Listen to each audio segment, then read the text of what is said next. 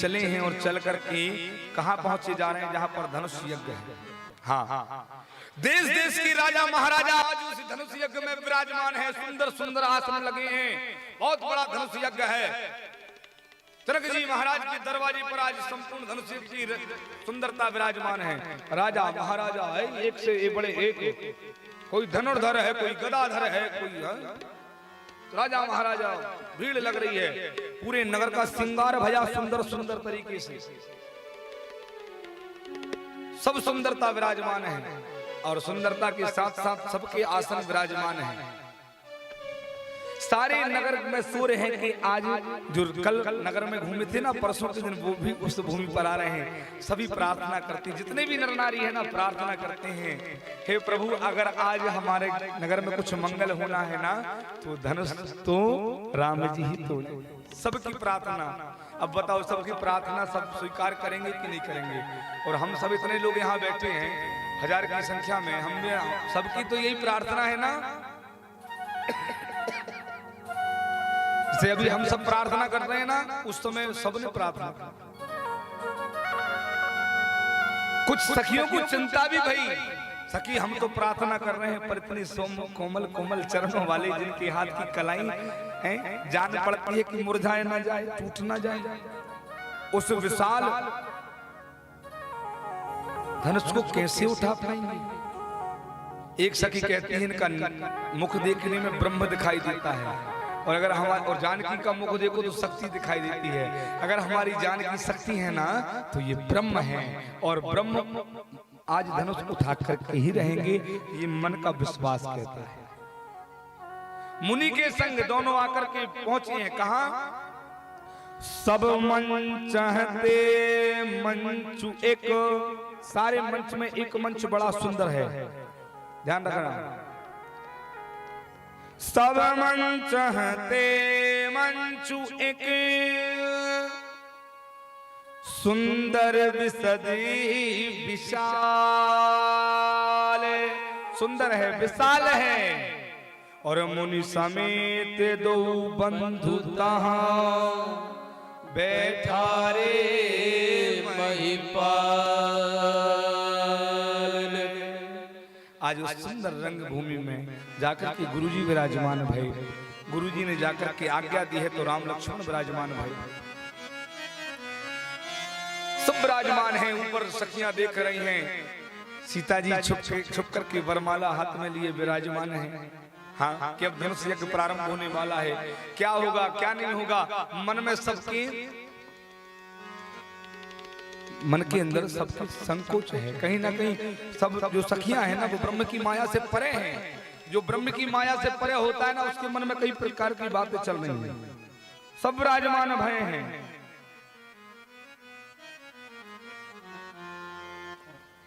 भगवान की कृपा है। अब राजा लोग भी आपस में बात कर रहे हैं। जब सीता जी को देखा ना, तो सीता जी को देख करके जो दूर दूर देश के राजा आए हैं ना, वो सब आपस में बात कर रहे हैं। कोई कहता है कि ये धनुष बहुत भारी है, हमने सुना है कि इसको रावण जैसा वीर भी उठा नहीं पाया, हला नहीं पाया।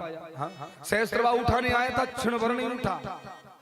कुछ राजा मन में सोच करके ये संदेश बना रहे हैं। कुछ राजा सीता जी को देख करके कहते हैं कि अरे एक बार कालंकिन हो और सिय हित समर तब हम सो। सीता जी के हित के लिए तो हम काल से भी युद्ध कर लेंगे, एक बार तो हम काल को भी हरा करके मानेंगे, पर वर्ण तो हम ही करेंगे। कई प्रकार की बातें राजा अपने मन में कर रहे हैं। राम जी मन ही मन बैठ करके मुस्कुरा रहे हैं। अच्छा, काल को जीत लोगे हमारी शक्ति के लिए, हमारी शक्ति लेकर के जाओगे? वाह, प्रभु तो मुस्काएंगे। क्यों? क्योंकि मन की बात को प्रभु जान जाते हैं ना, इसलिए तो उनका नाम परमात्मा है ना। सब लोग धैर्य बना करके रखेंगे। अभी हमारे राम लखन और मुनीश्वर भी यहाँ आकर के विराजमान होंगे। अभी तक क्यों नहीं आए पता नहीं, कब के आ गए।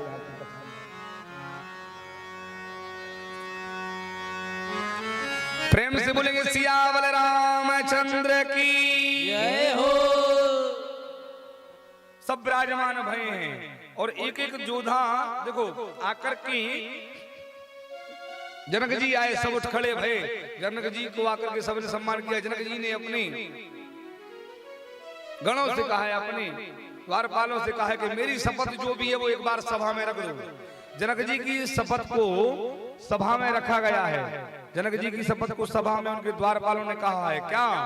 बोले बंदी बचन बर सुनहु सकल महिपाल, अरे पन विदेह कर कहीं हम भुजा उठाई विशाल। सोई पुरारी को दंडु कठोरा,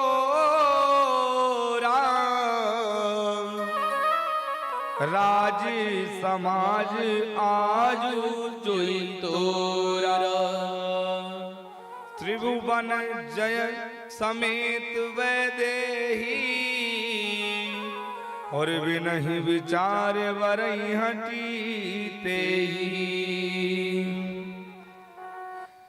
आज जो धनुष यज्ञ रखा है आप सभी के बीच में, ये शिव जी के पिनाक धनुष को,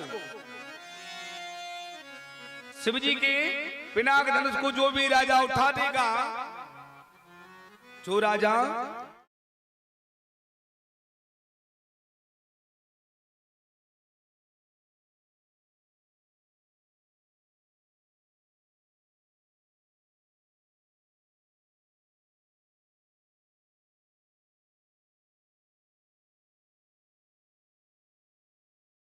मन में सब राजाओं के विस्मय तो भया, परंतु सबने अपना अपना मन का धैर्य बनाया है कि नहीं, हम उठा देंगे, हम उठा देंगे, हम उठा देंगे। और एक एक करके राजाओं ने आना प्रारंभ किया है।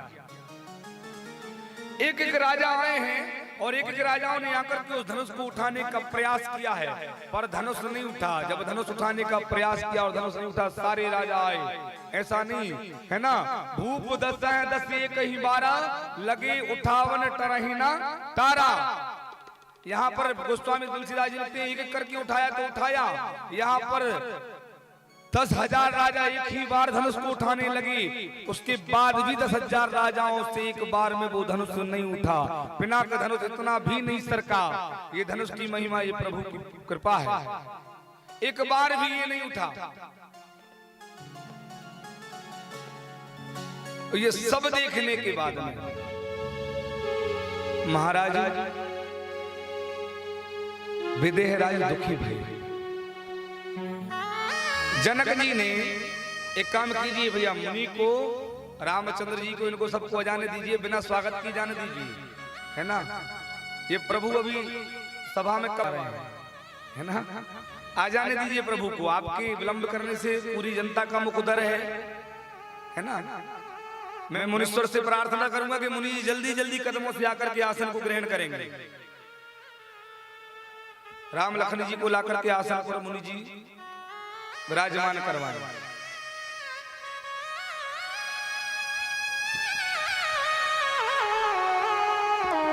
प्रेम से बोलेंगे सियावर रामचंद्र की जय हो।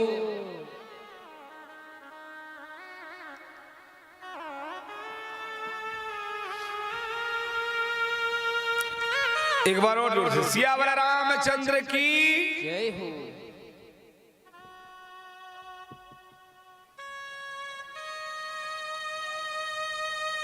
मुझे लगेगा कि आप सब लोगों ने राम जी को निहार लिया, तब मैं आगे कथा सुनाऊंगा। सभी लोग निहार लो पहले, है ना। धनुष विवाह तो हम करवा ही देंगे, है ना। सियावर रामचंद्र की जय हो। अब लग रहा है कि सबने दर्शन कर लिया है।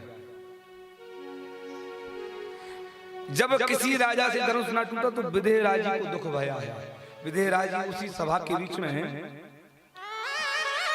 खड़े भये हैं और विदेह राज खड़े होकर के मन ही मन अपने आप को कोसने लगे। और जब अपने आप को मन ही मन दुखी होकर के विदेह दुखी भये ना, तो खड़े होकर के सभा में बोले हैं, दीप दीप के भूपति नाना आए सुनी हम जो बन उठाना। ये दीप दीप के राजा आए हैं और ये दीप दीप के राजा ने आकर के यहाँ क्या कर लिया? अरे मैंने तो सुना था कि ये पृथ्वी जो है वो वीरों से भरी पड़ी है। विदेह कहे सब भूप सुनो, सब स्वांग बना के यहाँ पर आए, सब स्वांग बना करके आए हो। और मैंने तो सुन रखा था कि वीर धुरीन महान कहा है, तुम सब वीरों के वीर हो, धुरीन हो। लेकिन आज मैं जान गया क्या, पुष्प पलाश का सुंदर जो पर गंध ना होने से काम ना आए। जैसे पलाश का पुष्प देखने में बहुत सुंदर दिखाई देता है ना, पर उसमें सुगंध नहीं है तो किसी काम का नहीं है, वैसे तुम सब देखने में सुंदर हो पर तुम किसी काम के नहीं हो। अब विदेहराज जी को तो क्रोध आ रहा है ना, करुणा क्रोध दोनों आ रहे हैं। पर यहाँ पर लखनलाल जी की भौएं बैठे बैठे तर रही हैं। लखनलाल जी का शरीर बैठे बैठे कांप रहा है, मानो लखनलाल जी के सामने अंधकार मच रहा हो, क्योंकि लखनलाल जी मेरे शेष अवतार हैं। और लखनलाल जी को जब हृदय में क्रोध भरा ना, तो लखनलाल जी तिरछी निगाह से विदेहराज जी को देख रहे हैं। लखनलाल जी के देखने का तरीका जो है ना, विदेह जी को बिल्कुल अलग हो गया है, क्योंकि विदेहराज जी ने कह दिया, हाँ जनक जी ने कहा है, पहली बार जनक जी के मुंह से निकला, अब जनिको माँ के भटमानी, वीर विहीन मही मैं जानी। मुझे ऐसा लगता है कि ये पृथ्वी वीरों से खाली हो गई है। और जैसे ही कहा ना कि पृथ्वी वीरों से खाली हो गई, लखनलाल जी तिरछी निगाह करके देखने लगे, क्योंकि वीरों के होते हुए वीर ये बात सहन नहीं कर सकता। हाँ, दूसरी बार जो जनते हूं, विदेह जी भरी सभा में कहते हैं, जो जनते हूं बिनु भट भूबिया भाई, तो पन करी हो त्यों ना हसाई। यदि मुझे पता होता कि ये पृथ्वी वीरों से शून्य है, तो वह अपनी बिटिया को कवारा रख लेता, पर ये जगह हसाई में करवाता नहीं। और जैसे ही कहा ना, तुरंत माखे लखन कुटल भई भोहे, रद पद फरकत नयन रिसोहे। अधर फरकने लगी हैं, नैन त्रिविरी होने लगी। और अब तो जब सैन नहीं हुआ ना, तो लखनलाल जी तम तमा करके खड़े हो गए, सावधान विदेहराज सावधान, रघुवंशी वीरों के होते। कौन खड़े हुए हैं? लखनलाल जी खड़े हुए हैं। और लखनलाल जी खड़े होकर के विदेहराज से कहते हैं, सावधान, रघुवंशी वीरों के होते। आज यहाँ पर भगवान राम जी रघुवंश के मणि विराजमान हैं। आपको ऐसी बातें करना उचित नहीं है। आपने कैसे कह दिया कि ये पृथ्वी वीरों से विहीन है? कहीं न सकत रघुवीर डर, लगी बचन जनुबान। मैं राम जी के डर के कारण कह तो नहीं सकता ना ज्यादा, पर मुझे ये बाण लग गए हैं। हाँ, जब सैन नहीं हुआ ना, तो फिर तो लखनलाल जी खड़े भाई।